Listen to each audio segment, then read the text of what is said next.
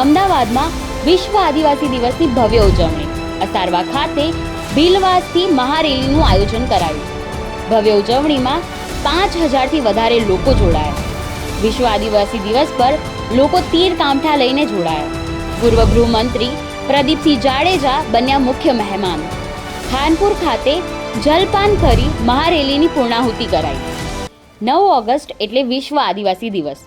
સમગ્ર વિશ્વમાં વસતો આદિવાસી સમાજ જેની ખૂબ જ આનંદ અને ઉત્સાહથી ઉજવણી કરે છે, ત્યારે અમદાવાદના અસારવા ખાતે ભીલવાસથી મહારેલીનું આયોજન કરવામાં આવ્યું હતું, જેની ખાનપુર ખાતે ભીલવાસમાં જલપાન કરી પૂર્ણાહુતિ કરવામાં આવી હતી.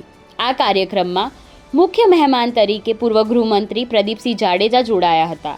અમદાવાદમાં છેલ્લા 20 વર્ષથી આદિવાસી અને ભીલ સમાજ દ્વારા મહારેલીનું આયોજન કરવામાં આવે છે. આદિવાસી સમાજ ગુજરાતની વિરાસત છે. આ સમાજની વૈવિધ્યસભર સંસ્કૃતિના સંવર્ધન અને જતન માટે સરકાર સંકલ્પબદ્ધ છે. જ્યારે આ દિવસનો હેતુ આદિવાસી લોકોને આગળ લાવવાનો અને તેમનામાં જાગૃતિ ફેલાવવાનો પણ છે.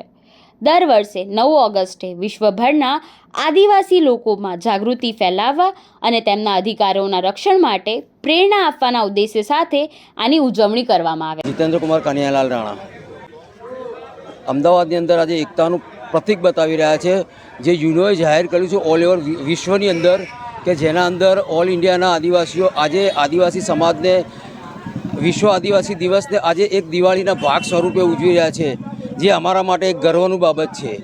અને આજે અમદાવાદનું જે આજે એકતાનું કારણ બન્યું છે, એનું કારણ છે કે આજે સમગ્ર અમદાવાદ વિસ્તારમાં રહેતા જુદા જુદા વિસ્તારમાં જુદા જુદા ગામોમાં રહેતા સમગ્ર આદિવાસી લોકોની આજે એકતા બની છે. અને આજે 4 થી 5000ના એક રેલી સ્વરૂપે અસારવા, કુબેરપુરા ભીલવાસથી લઈ વાસુદેવપુરા ભીલવાસ, રણછોડપુરા ભીલવાસ થઈ અને સીધા ડફનાળા રિવરફ્રન્ટ થઈને ઇન્કમપ્લેક્સ થઈને ગાંધીજીના બાવલાને ફૂલોનો હાર ચડાવી અને સીધા અહીંયા એનું ખાનપુર ભીલવાસ ખાતે એનું સમાપન કરવામાં આવી રહ્યું છે.